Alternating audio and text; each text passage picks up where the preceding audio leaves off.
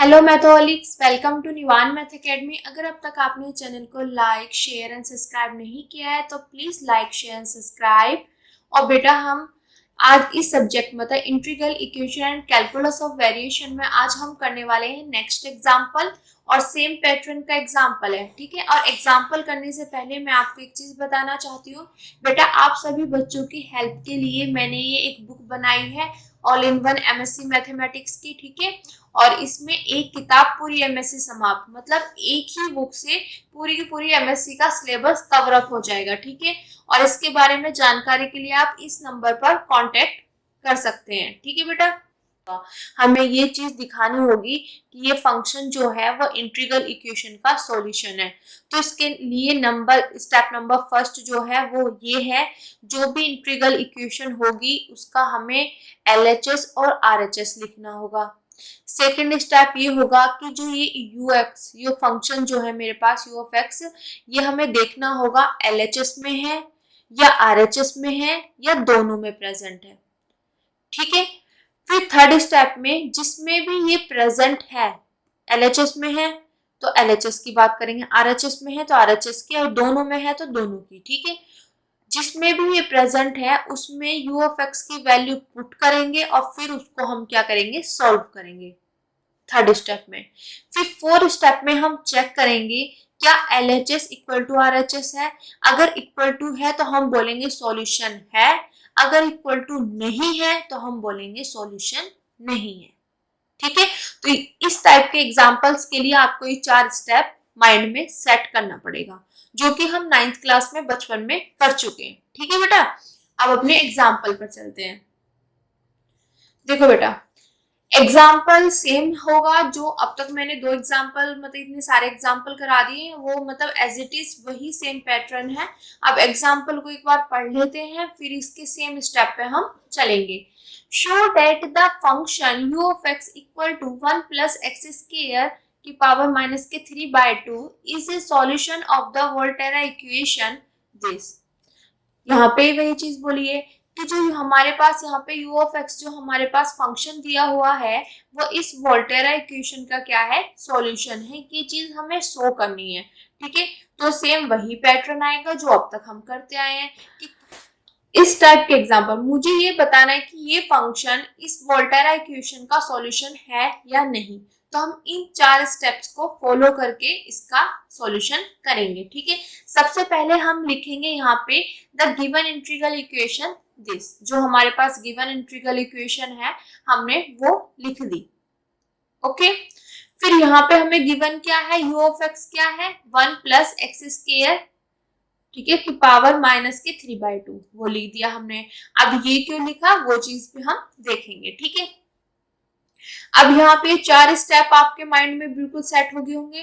पहले एलएचएस लिखो first step में, सेकंड में मतलब फर्स्ट में एलएचएस आरएचएस लिखो, फिर चेक करना है कि वो एलएचएस में प्रेजेंट है कि आरएचएस में है कि दोनों में है। फिर उस जो यू ऑफ एक्स है इसकी वैल्यू रखनी है और उसको सॉल्व करना, फिर ये चीज हमें चेक करनी है। ठीक है, तो हमारे पास यहाँ पे अगर आप देखोगे बेटा तो मेरे पास अगर मैं इस इक्वेशन में जाती हूँ, इंटीग्रल इक्वेशन में जाती हूँ, तो मेरे पास इक्वल टू के इधर क्या होता है, ये एलएचएस। ठीक है, और इक्वल टू के इधर क्या होता है, ये आरएचएस। इतना क्लियर हो गया बेटा। ठीक है, एलएचएस ये है, आरएचएस ये है। फर्स्ट स्टेप कंप्लीट जो हम लिखते हैं। ठीक है, इतना क्लियर, लिख लेंगे इसको। सेकेंड स्टेप में क्या है, हमें चेक करना है क्या यू ऑफ एक्स प्रेजेंट है एलएचएस में, आरएचएस में या दोनों में। ठीक है, तो यहाँ पे देखो एलएचएस में यू ऑफ एक्स है तो एलएचएस में भी प्रेजेंट है। इधर हम देखेंगे आरएचएस में चेक करेंगे तो यहाँ पे यू ऑफ टी, एक्स की जगह टी है पर यू तो फंक्शन तो प्रेजेंट है ना, यहाँ पे भी है तो इसका मतलब आरएचएस में भी है। तो हमारे पास ये वाला केस आ गया, एलएचएस और आरएचएस दोनों में प्रेजेंट है। ठीक है, पहले जो मैंने जिस हिसाब से करवाया वो भी सही है। ठीक है बेटा, दोनों में कहीं पे भी प्रेजेंट हो, एलएचएस में हो, आरएचएस में हो या दोनों में हो, जहां भी प्रेजेंट है उनको लो, उसमें वैल्यू पुट करो, उनको सॉल्व करो। तो ये चीज हमने देख ली। अब स्टेप नंबर 3, अब क्या करेंगे हम, एलएचएस में इसकी वैल्यू रखेंगे ये तो सीधा LHS हमारे पास ही आ जाएगा।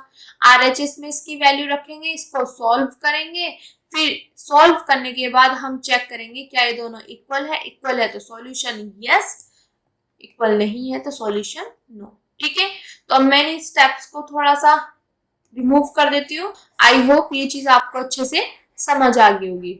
अब देखो, अब हम अपने स्टेप के हिसाब से लिखते हैं। यहां तक समझ आ गया। अब देखो, सबसे पहले हमने लिख लिया LHS। LHS हमारे पास क्या है, u ऑफ x। इसकी वैल्यू क्या है बेटा मेरे पास यहाँ पे 1 प्लस, एक मिनट,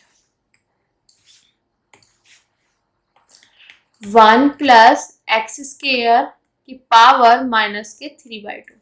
ठीक है, और यहाँ पे मेरे पास ये हो गया LHS। इतना क्लियर। और RHS मेरे पास क्या है बेटा, ये पूरा यहां से यहां तक 1 प्लस के एक्स स्क्वायर, 1/1 प्लस के एक्स स्क्वायर माइनस इंटीग्रेशन 0 से x t अपॉन 1 प्लस के एक्स स्क्वायर, और यहाँ पे u ऑफ t और dt। ये हो गया मेरे पास बेटा RHS। ठीक है, इतना क्लियर हुआ। 1/1 प्लस के एक्स स्क्वायर माइनस, एक बार चेक कर लेते हैं। ठीक है, ये हो गया। अब देखो, यहाँ पे मैंने यहाँ पे u ऑफ x प्रेजेंट था, इसकी वैल्यू रख दी। तो फर्स्ट स्टेप तो मैंने LHS, एक मिनट, और RHS लिख लिया। This is the first step. Second step में हमें चेक करना है कि कहाँ कहाँ पे प्रेजेंट है। तो LHS में भी है और RHS में भी है। सेकेंड स्टेप हो गया। थर्ड में इसकी वैल्यू रखनी है और सॉल्व करना है। तो इसकी वैल्यू मैंने रख दी, इसका आंसर तो आ गया LHS का। ये तो मेरे पास LHS हो गया। ठीक है, बट अब हम RHS में इसकी वैल्यू रखेंगे और इसको सॉल्व करेंगे। RHS में मुझे क्या चाहिए, यहाँ पे u ऑफ t। हमारे पास तो u ऑफ x गिवन है, तो हमें चाहिए t। तो x की जगह यहाँ पे t पुट कर दो, तो जहां जहां x होगा वहां t आ जाएगा। ठीक है, x की जगह में जब t पुट करूंगी बेटा, यहाँ पे x की जगह मैंने t पुट किया, तो जहां जहां x है वहां t आ जाएगा। ठीक है, u ऑफ t की वैल्यू मिल गई मेरे को। अब u ऑफ t की वैल्यू मैं यहाँ पे पुट कर दूंगी, तो वही चीज मैंने यहाँ पे लिखा हुआ, RHS equal to 1/1 plus x square minus integration 0 से x t upon 1 plus x square. ये सब चीजें एज इट इज है, और u ऑफ t की जगह मैंने लिख दिया ये। ठीक है, पावर माइनस के 3/2 dt। इतना क्लियर हो गया बेटा। ओके, अब इसको आगे सॉल्व करते हैं। अब देखो, यहाँ पे अगर मैं यहाँ पे सॉल्व करूं तो मेरे पास ये तो सब चीजें एज इट इज, देखो पहले वो देख लेते हैं। ये 1/1 प्लस एक्स स्क्वायर।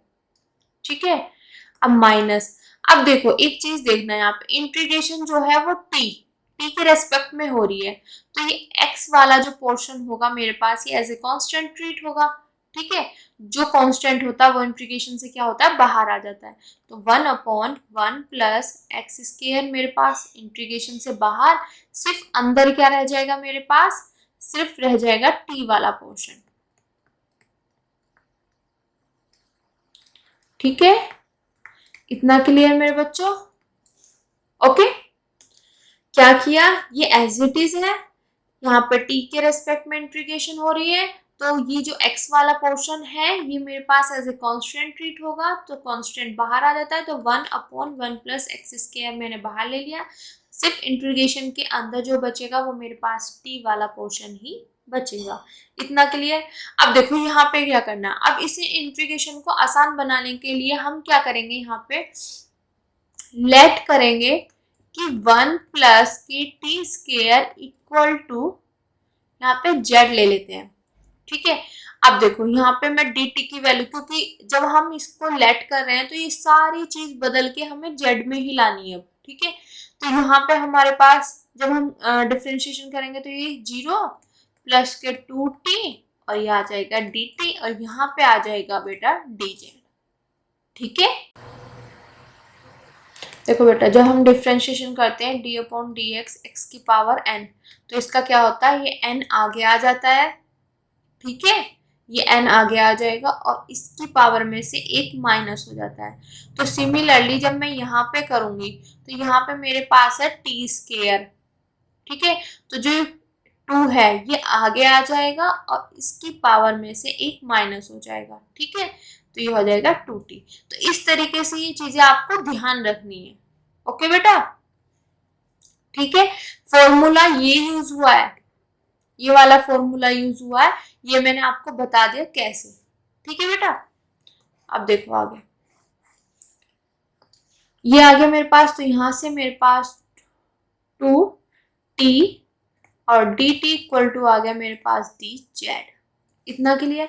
अब देखो t और dt तो मैं यहाँ पे एज इट इज रखूंगी क्योंकि t मेरे पास यहाँ पे है, dt मेरे पास यहाँ पे है, तो इन दोनों को मिला के t dt हो जाएगा और इसकी वैल्यू हो जाएगी dz/2।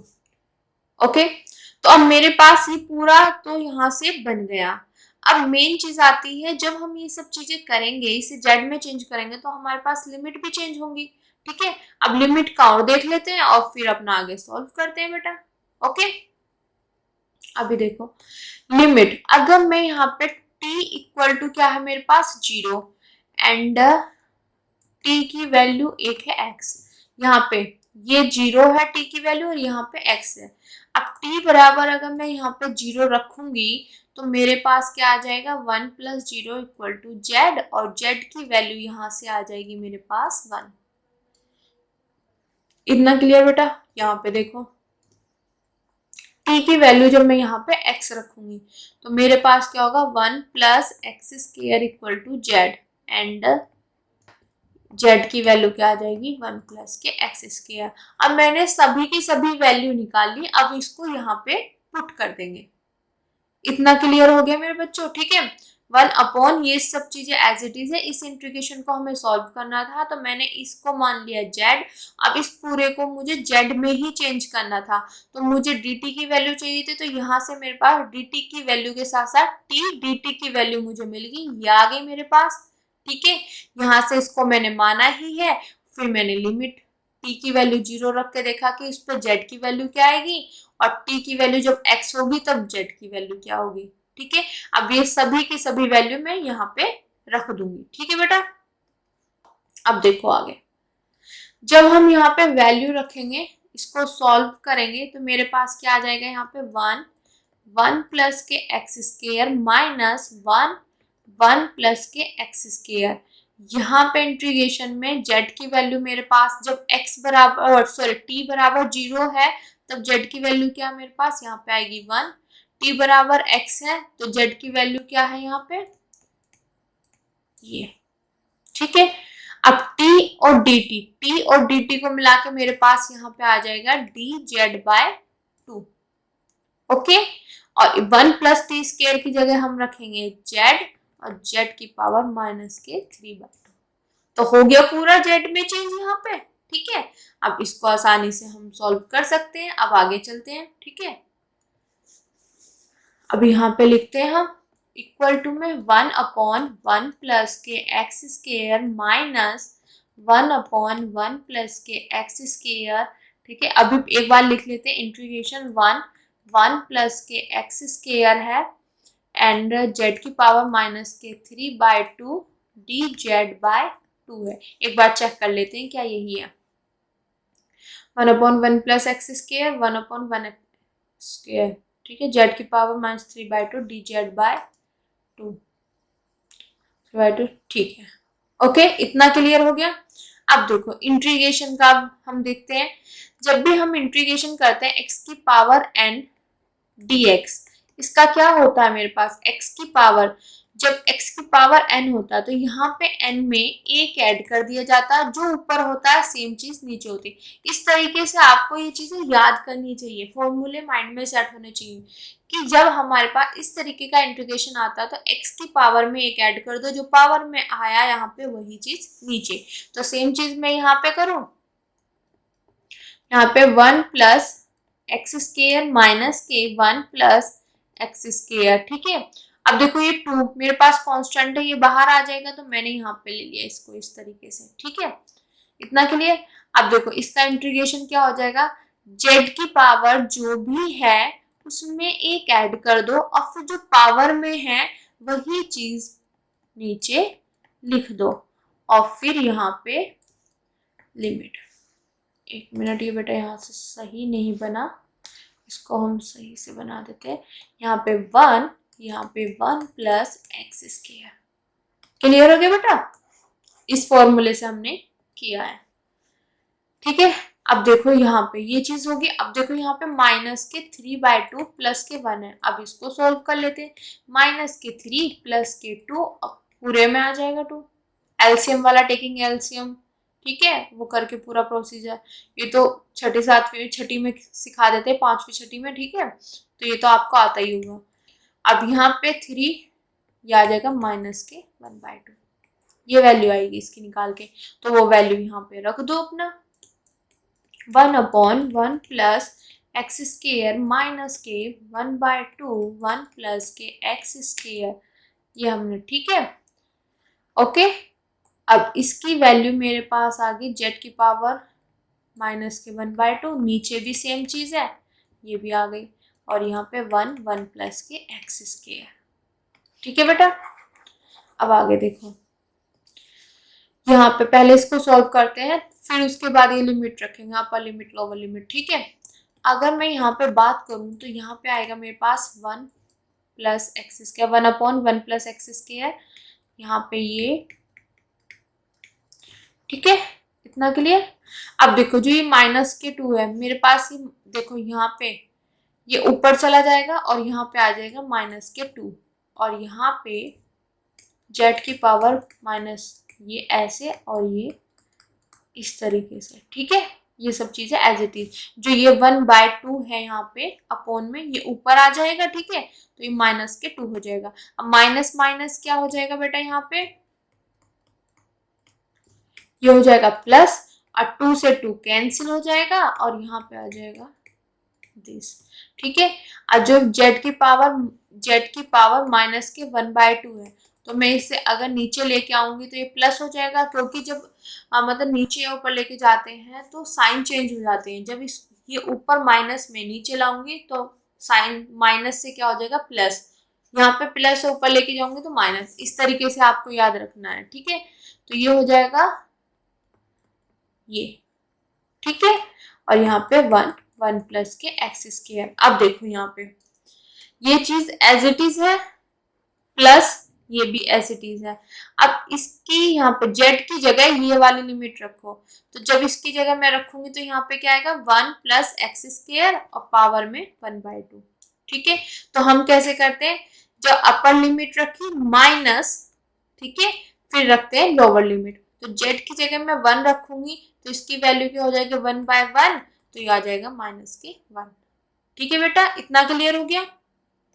अब आगे देखो, यहाँ तक तो हम अच्छे से पहुंच गए, ठीक है बेटा। अब देखो ये चीज एज इट इज, ठीक है। अब इसके अंदर मल्टीप्लाई कर दी इन्होंने, तो 1 की 1 जैसे हम उसमें करते हैं उसमें a/b मल्टीप्लाई c/d, अगर ऐसे मल्टीप्लाई करते तो ऊपर के ऊपर नीचे की नीचे इस तरीके से मल्टीप्लाई होती है, तो वही चीज यहाँ पे करनी है, ठीक है।